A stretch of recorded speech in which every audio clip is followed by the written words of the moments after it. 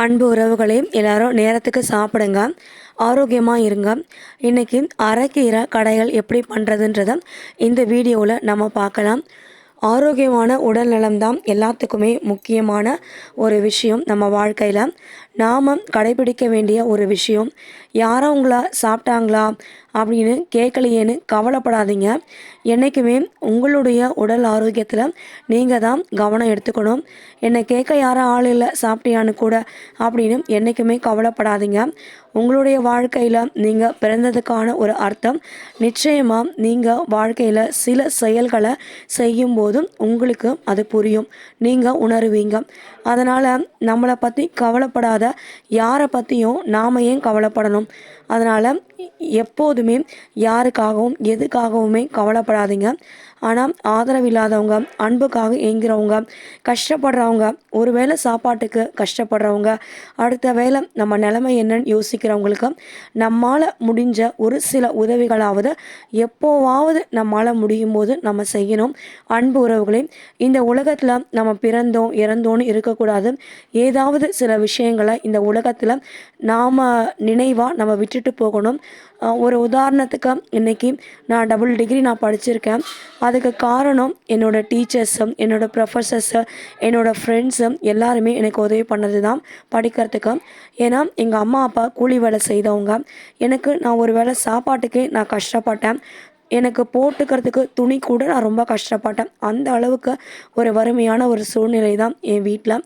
இருந்தாலும் எனக்கு அந்த படிப்புன்றது எனக்கு எல்லாருமே உதவி பண்ணதுனால, அவ்வளவும் கஷ்டப்பட்டு நானும் படித்ததுனால எனக்கு இன்றைக்கி நான் டபுள் டிகிரின்னு சொல்கிறேன், ஒரு பெருமையாக இருக்கேன்.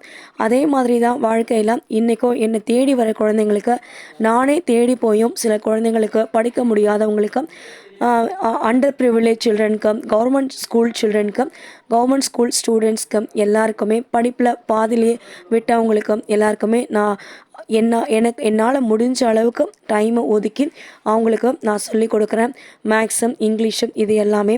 அதனால் அன்பு உறவுகளே, இது எல்லாமே எதை அடிப்படையாக வச்சுருக்கேன்னா அன்பை மட்டும்தான் அடிப்படையாக வச்சுருக்கேன். மற்றபடி எந்த விதமான எதிர்பார்ப்பும் இல்லாமல் நாம் செய்கிற சின்ன சின்ன விஷயங்கள் மற்றவங்களுடைய வாழ்க்கையில் ஒரு பெரிய மாற்றத்தை உருவாக்கும் போது நிச்சயமாக நாம் வெற்றி அடைந்ததாக தான் அர்த்தம். நாமளும் ஒரு வெற்றியாளர் தான். நான் நிறைய முயற்சிகள் எடுக்கிறேன், ஆனால் எல்லாத்துலேயும் நான் தோற்று போகிறேன். இருந்தாலும் அந்த முயற்சிகளில் யாரோ ஒருத்தருக்கு ஒரு நல்லது நடக்குது அப்படின்னு நினைக்கும் போது எனக்கு ரொம்ப சந்தோஷமாக இருக்கேன். ஆனால் முயற்சிகளில் நான் தோல்வியுற்றாலும் என்னால் அடுத்தவங்களுக்கு ஒரு உதவி நல்லது நடக்கும்போது எனக்கு கிடைக்கிற மகிழ்ச்சிக்கும் சந்தோஷத்துக்கும் அளவே கிடையாது. அதனால் நம்ம வாழ்க்கையில் நாமளும் நல்லா இருக்கணும், அடுத்தவங்களுக்கும் ஏதோ ஒரு விதத்தில் நாம் உதவியாக இருக்கணும், நல்லது செய்யணுன்றது என்னோடய அபிப்பிராயம். நிச்சயமாக நம்மளோட அன்பு உறவுகளும் இதையே நீங்கள் ஃபாலோ பண்ணணும்னு உங்களை விரும்பி கேட்டுக்கிறேன். அன்பு உறவுகளே, நம்ம குழந்தைங்களுக்கு ஜாமெண்ட்ரி பாக்ஸ் உதவி தேவை. கவர்மெண்ட் ஸ்கூல் ஸ்டூடெண்ட்ஸ்க்கு அவங்க கேட்டிருந்தாங்க. நோட்டு புத்தகம் வாங்கி கொடுக்குறதா இருந்தாலும் உங்களுடைய விருப்பம் தான், நீங்கள் உதவி பண்ணலாம். என்னுடைய வாட்ஸ்அப் நம்பர் என்னுடைய டிஸ்கிரிப்ஷன் பாக்ஸில் கொடுத்துருக்கேன். 9176762215. நம்ம குழந்தைங்களுக்கு ஃப்ரீ டியூஷன் தான் சொல்லிக் கொடுக்குறோம். அதனால் குழந்தைங்களுக்கு படிப்புக்கு உங்களால் ஒரு நோட்டு புத்தகம், பேனா, ஜாமெண்ட்ரி பாக்ஸும், ஒரு எஸ்ஏ நோட்ஸும் இந்த மாதிரி ஏதாவது நீங்கள் வாங்கி கொடுத்தீங்கன்னா கூட அவங்களுக்கு ஒரு பெரிய உதவியாக இருக்கும், ஒரு மோட்டிவேஷனாக இருக்கும். எனக்கு ஒரு பெரிய கலெக்டர் ஆகணுன்றது என்னோடய சின்ன வயசில் நான் ஆசைப்பட்டேன். ஆனால் எனக்கு வழிகாட்ட யாரும் ஆள் கிடையாது. சொல்லிக் கொடுக்கறதுக்கு அப்பா அம்மா படிக்கலாம். என்னை சுற்றி இருந்தவங்களும் அந்த அளவுக்கு உபரம் இல்லாதவங்க தான், படிக்காதவங்க தான். ஆனால் இப்போ நான் படித்ததுனால எனக்கு இப்போ புரியுது, நம்மளை மாதிரி யாராவது ஒருத்தர் நம்ம கூட இருந்திருந்தால் நிச்சயமாக நம்மளும் இந்நேரத்துக்கு கலெக்டர் ஆகிருப்போம் அப்படின்ற ஒரு நம்பிக்கை வருது. இருந்தாலும் நான் முயற்சியை கைவிடலாம். இப்போ எனக்கு 40 வயசு ஆகுது. இந்த 40 வயசில் நான் டிஎன்பிஎஸ்சி குரூப் 4 எக்ஸாம் நான் எழுதுகிறேன். நிறைய முறை நான் அவமானப்படுத்தப்பட்டிருக்கேன், நான் ரொம்ப அசிங்கப்படுத்தப்பட்டிருக்கேன். இதெல்லாம் நினைக்கும் போதும் என் வாழ்க்கையில் நிச்சயமாக நம்ம ஒரு முயற்சி பண்ணுவோம். நம்ம தோற்று போனாலும் பரவாயில்ல, முயற்சி பண்ணோன்னாவது ஒரு சாட்டிஸ்ஃபேக்ஷன் நம்ம மனசுக்கு இருக்கும்ன்றது என்னோட ஒரு விருப்பம். ஏன்னா முயற்சி பண்ணாமலேயே இது நடக்கலை அது நடக்கலைன்னு நான் சொல்ல மாட்டேன் என்றைக்குமே. நம்ம வாழ்க்கையில் நம்ம மனசார முயற்சி பண்ணணும். இப்போ கூட காலையில் எழுந்து டிஎன்பிஎஸ்சி குரூப் 4 எக்ஸாமுக்கு நான் படிச்சிட்ருக்கேன்.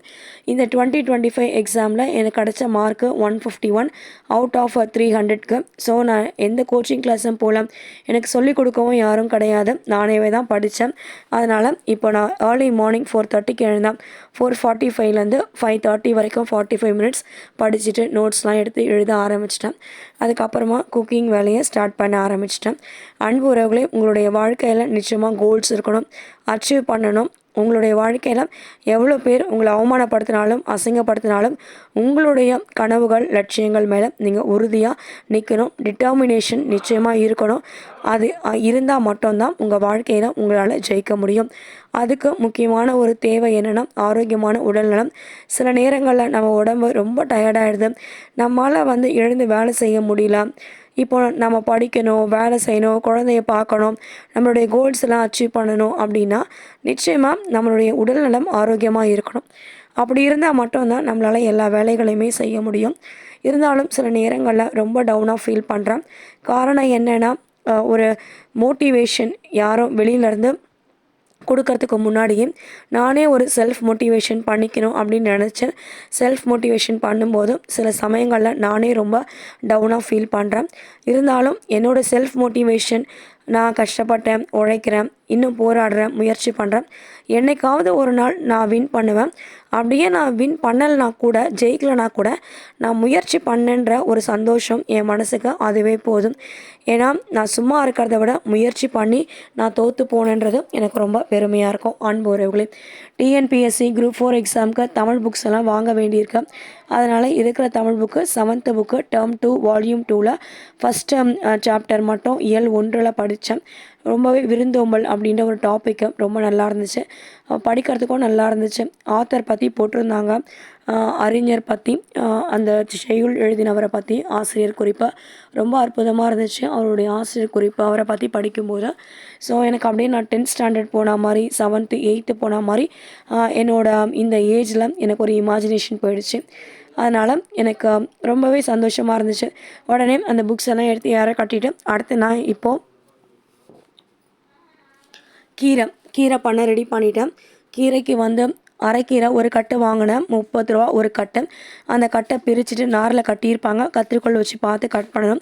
அதை கட் பண்ணிவிட்டு அழகாக நீங்கள் அதை பிரித்து வச்சு முத்தின காம்பை மட்டும் தனியாக எடுத்து வச்சுடுங்க. இளங்காம்பு இலைகள் அதெல்லாம் எடுத்து தனியாக நீங்கள் க்ளீன் பண்ணி ஒரு பாத்திரத்தில் வச்சுக்கோங்க. முத்தின காம்பு அழுகின பாகங்கள் இது எல்லாத்தையுமே செடியில் எடுத்து போட்டுருங்க. இந்த கீரையை நல்ல பாத்திரத்தில் தண்ணி பிடிச்சி அலசி இன்னொரு பாத்திரத்தில் எடுத்து வைங்க. அதே மாதிரி இன்னொரு பாத்திரத்தில் தண்ணி பிடிச்சி அலசி அதை இன்னொரு பாத்திரத்துக்கு மாற்றுங்க. கீரையை எப்போவுமே ஒரே பாத்திரத்துலேயே அலசி தண்ணி பிடிக்கக்கூடாது, அடியில் இருக்க மண்ணெல்லாம் அதுலேயே நின்றுடும். அதனால் ஒரு பாத்திரத்துலேருந்து இன்னொரு பாத்திரத்துக்கு மாற்றி வச்சு ஒரு 4-5 முறை நல்லா அதை கீரையை கழுவி நீங்கள் ரெடி பண்ணி அலசி எடுத்து வச்சுக்கோங்க.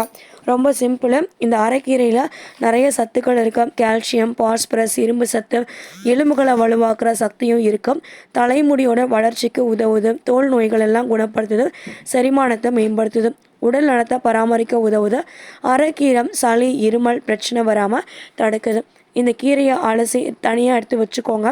ஒரு குக்கர் வச்சு அந்த குக்கரில் இந்த அலசின கீரையை எடுத்து அதை உள்ளே போட்டுட்டு கட் பண்ணி வச்சுருக்க தக்காளி, வெங்காயம், ஒரே ஒரு பச்சை மிளகா தான் போட்டேன். அந்த பச்சை மிளகா கூட காஞ்சு ரொம்ப சிவப்பாயிடுச்சு. எனக்கு காரம் அதிகம் நாங்கள் சாப்பிட மாட்டோம்.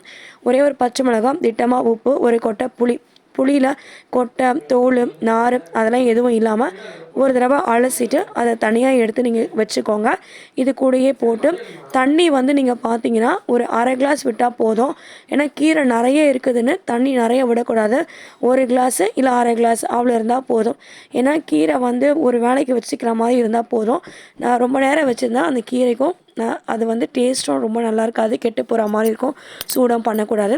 அது ஒரு விசில் வந்த உடனே இறக்கி கல்சட்டியில் மத்து போட்டு கடைஞ்சிட்டு ஒரு சின்ன கரண்டி வச்சு கடுகு, காஞ்ச மிளகா, பெருங்காயத்தூள், 2 பல் பூண்டு போட்டு தாளிச்சிடுங்க, கொட்டிடுங்க. சூப்பராக இருக்கும் அன்பு உறவுகளே.